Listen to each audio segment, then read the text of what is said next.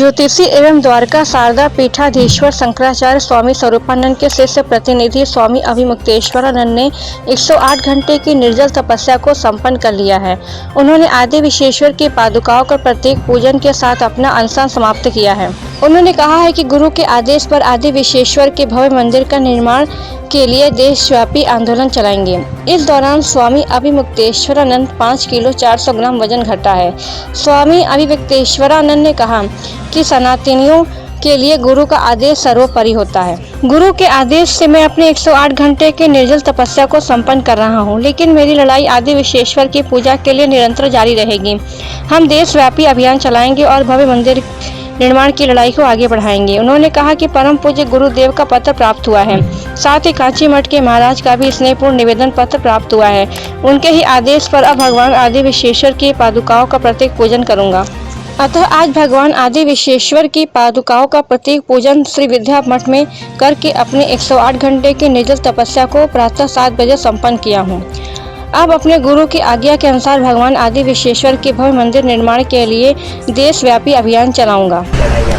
देखिए, ज्योतिष पीठ और द्वारका शारदा पीठ के जगत गुरु शंकराचार्य, जो कि इस देश के स्वतंत्रता सेनानी भी रहे हैं और इस समय देश के सर्ववरिष्ठ धर्माचार्य हैं, उनके आदेश से हम भगवान विश्वेश्वर की पूजा के लिए आए थे और वो पूजा, वो आदेश पूरा ही कर दें, इसके लिए जान लगा करके आगे बढ़ रहे थे। हम नहीं चाहते थे कि जगत गुरु जी का आदेश बाकी रह जाए, लेकिन उन्हीं जगत गुरु जी का आदेश आ गया कि अब तुम इसको तपस्या को विराम दो और भिक्षा करो, और भिक्षा करके देशव्यापी अभियान चलाओ। उनका ये आदेश इसलिए आया क्योंकि यहाँ का जो डीएम है वो सुप्रीम कोर्ट के आदेशों की उपेक्षा करके, उसकी गलत व्याख्या करके केवल एक पक्ष को पूजा की अनुमति वहाँ दे रहा है, केवल मुस्लिम भाइयों को नमाज पढ़ने का अवसर दे रहा है। हम मना थोड़े कर रहे हैं कि मुस्लिम भाइयों को नमाज मत पढ़ने दो, लेकिन हम तो ये कह रहे हैं कि हम हिंदुओं की भी बात सुनो, क्योंकि सुप्रीम कोर्ट ने ये कहा है कि सभी पार्टियों से चर्चा करके उनकी जो धार्मिक परिपालना है उसको ठीक से सुनिश्चित कराओ।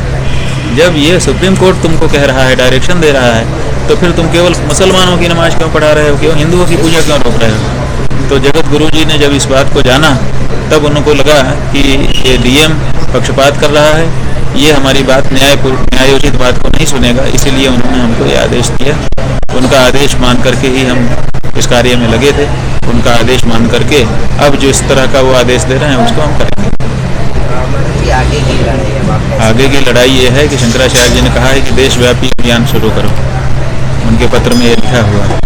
तो अब हम थोड़ा सा 1-2 दिन स्वस्थ होंगे, फिर हम शंकराचार्य जी से जाकर दर्शन करेंगे और उनसे प्रारूप समझेंगे कि वो क्या चाहते हैं। जो चाहते होंगे उसको पूरा करने के लिए जान लगा देंगे।